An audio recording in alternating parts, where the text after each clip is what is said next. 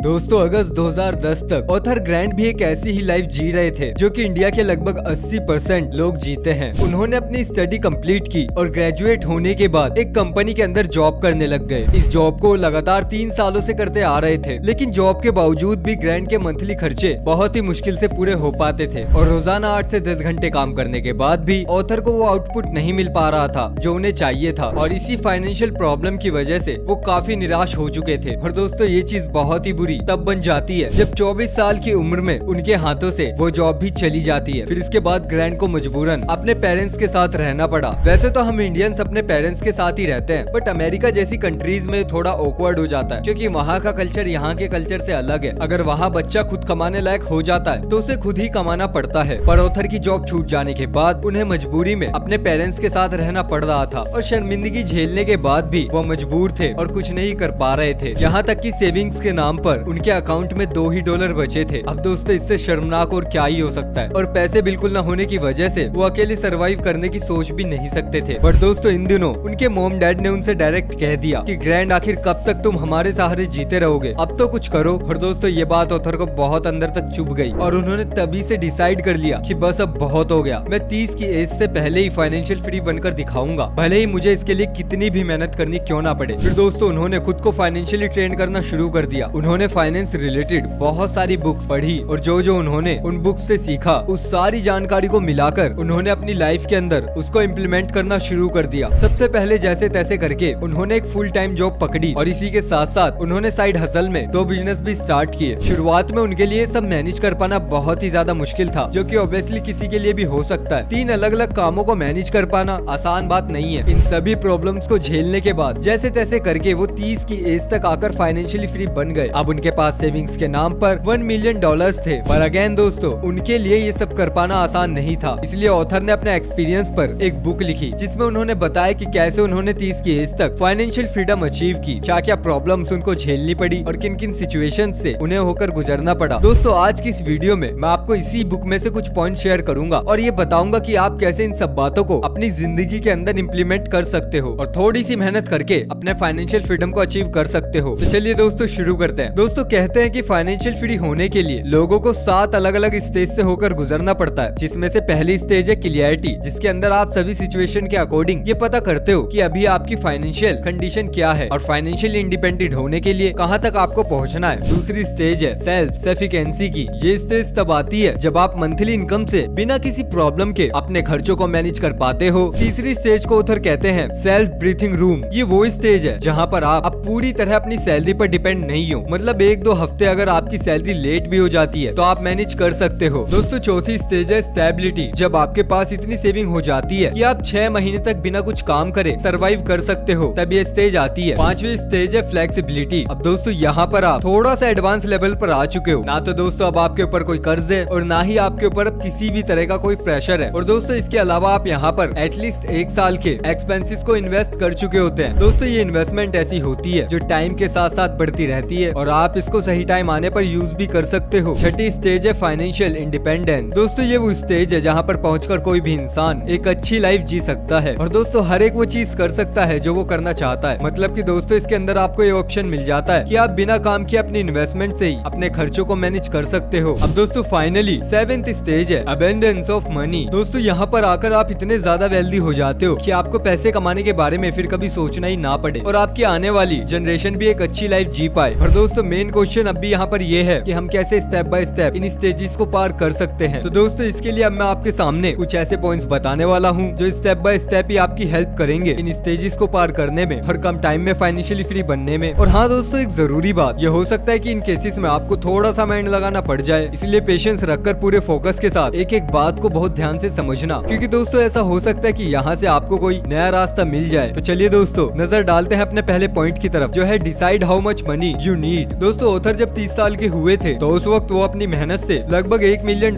तो कमा ही चुके थे, जो उनकी नजरों में एक बहुत बड़ा अमाउंट था। और दोस्तों अगर देखा जाए तो इतना बड़ा भी नहीं था कि वो बस इन्हीं पैसों से ही अपनी पूरी जिंदगी काट दे। तो दोस्तों फिर उन्होंने डिसाइड किया कि अब वो अपने पैसों को स्टॉक मार्केट के अंदर इन्वेस्ट करेंगे, जहाँ पर उनको इतने पैसों पर अच्छी खासी रिटर्न्स मिल सकती हैं, जो कि दोस्तों उन्होंने सोचने के अगले दिन ही कर दिया। अब दोस्तों यहाँ पर उनको उनके $1 मिलियन पर लगभग 8% का इंटरेस्ट मिल रहा था, मतलब कि उनके $1 मिलियन उनका $80,000 $1 का प्रॉफिट करवा रहे थे एनुअली, जो कि उनकी मर्जी के मुताबिक लाइफ जीने के लिए काफी था। पर ग्रैंड ने जितना उनको जरूरत थी उतना ही पैसा खर्च किया। उनके लिए उनके प्रॉफिट का 4% ही इनफ था, यानी कि सिर्फ $40,000, और बाकी बचा पैसा वो फिर से इन्वेस्ट करते रहे। जिससे दोस्तों ये हुआ कि ग्रैंड के $1 मिलियन के साथ साथ उनका ये दोबारा से इन्वेस्ट किया हुआ प्रॉफिट भी और प्रॉफिट बनाकर दे रहा था, जिससे वो बिना कुछ किए कंटिन्यूअसली अपनी वेल्थ को इंक्रीज करते जा रहे थे। अब दोस्तों मैं आपको ये बताता हूँ कि इस फॉर्मूले का आप खुद कैसे यूज कर सकते हैं, ये पता करने के लिए कि एग्जैक्ट आपको कितने अमाउंट की जरूरत है फाइनेंशियली फ्री बनने के लिए। तो दोस्तों इसके लिए आपको अपने सालाना एक्सपेंसेस को कैलकुलेट करना होगा या फिर उसको मल्टीप्लाई करना होगा 25 से। दोस्तों मान लेते हैं कि आपका सालाना खर्च 2 लाख रुपए। अब दोस्तों अगर 25 से आप इसको मल्टीप्लाई करेंगे तो टोटल निकल कर आएगा 50 लाख रुपए। मतलब कि दोस्तों 50 लाख रुपए चाहिए होंगे आपको फाइनेंशियली फ्री बनने के लिए, जिनको स्टॉक्स के अंदर इन्वेस्ट करके आप हर साल 2 लाख रुपए बिना कुछ काम किए कमा सकते हो। क्योंकि दोस्तों इंडिया के अंदर भी आपको स्टॉक मार्केट में मिनिमम 7 से 8% तक का इंटरेस्ट मिल ही जाता है। नंबर 2,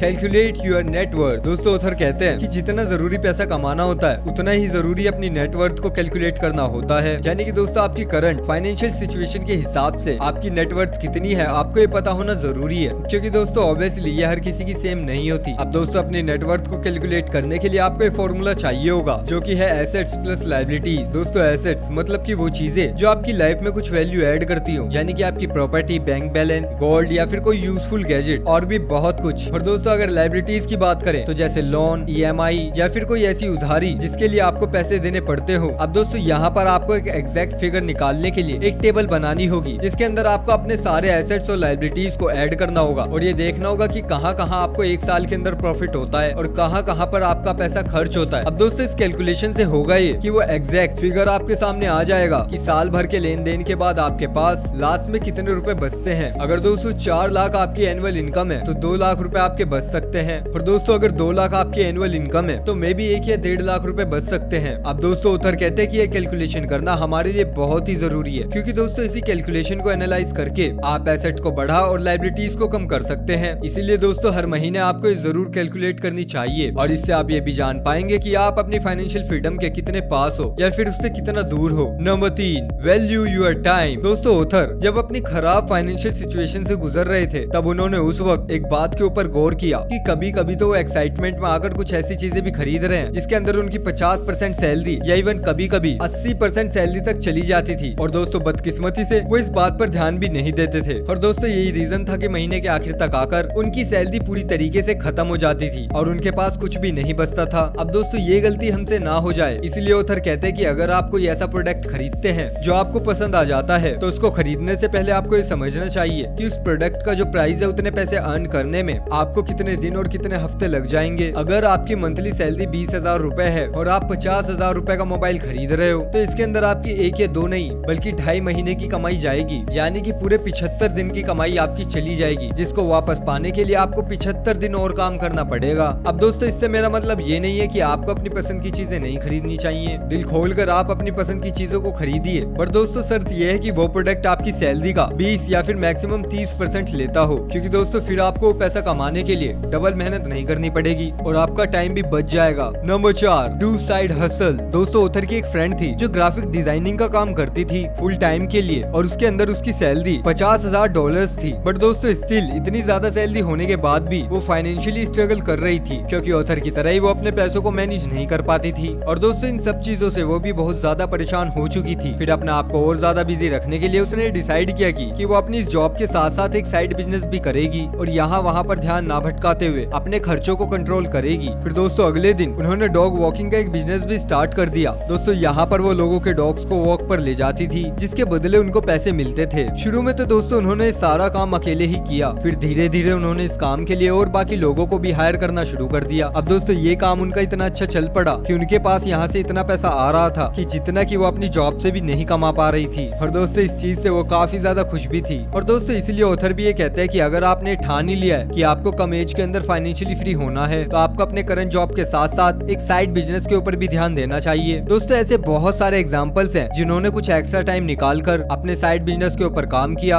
और आज वो साइड बिजनेस उनका साइड बिजनेस नहीं है बल्कि उनका मेन काम बन चुका है। Number 5, invest intelligently. दोस्तों अगर आप अपनी कोई जॉब करते हैं और उसके साथ साथ साइड में कोई बिजनेस भी करते हैं तो दोस्तों इन सबसे मिलने वाला पैसा आपको फाइनेंशियली स्टेबल बना सकता सकता है पर फाइनेंशियली फ्री नहीं बना सकता। दोस्तों ऑथर ग्रैंट कहता है कि फाइनेंशियली फ्री होने का बस एक ही सीक्रेट है और वो है इन्वेस्टिंग। दोस्तों इन्वेस्टिंग एक ऐसी चीज है जिसकी हेल्प से आप बिना कुछ किए अपने पैसे को ग्रो कर सकते हो। दोस्तों वॉरेन बफेट जो दुनिया के सबसे अमीर इन्वेस्टर्स में से एक है, उनका ये मानना है कि if you don't find a way to make money while you sleep you will work until you die. यानी कि दोस्तों जब तक आप कोई ऐसा तरीका नहीं ढूंढ लेते जो सोते हुए भी आपके लिए पैसा बनाता रहे, तब जिंदगी भर आप सिर्फ कमाते ही रह जाओगे। इसलिए दोस्तों ऑथर की भी एडवाइस है कि जितनी जल्दी आप अपने अंदर इन्वेस्टिंग की हैबिट डाल लोगे उतनी ही जल्दी आप फाइनेंशियल फ्रीडम अचीव कर पाओगे। अब दोस्तों इन्वेस्टिंग के लिए वो एक रिलायबल सोर्स स्टॉक मार्केट को भी बताते हैं, क्योंकि दोस्तों पैसिव और लेवरेज इनकम से अगर इसको कंपेयर किया जाए तो ये एक ऐसा जरिया है जहाँ से आपको प्रॉफिट गेन करने के लिए कुछ भी करने की जरूरत नहीं है। हाँ दोस्तों ये भी एक सच्चाई है कि स्टॉक मार्केट के अंदर 100% गारंटी नहीं है कि आपको उतने ही रिटर्न्स मिलेंगे, पर दोस्तों इसका सोल्यूशन भी ऑथर हमको बताते हैं, जिसके अंदर वो ये कहते हैं कि इन्वेस्टमेंट सिर्फ एक जगह पर ही नहीं बल्कि थोड़ी थोड़ी बॉन्ड्स, एफडीज और अदर शेयर्स में भी करो, जिससे कि आपके लॉस होने के चांसेस और ज्यादा कम हो जाएंगे। अब दोस्तों ये सभी बातें मैंने आपको ग्रैंट सबेटियर की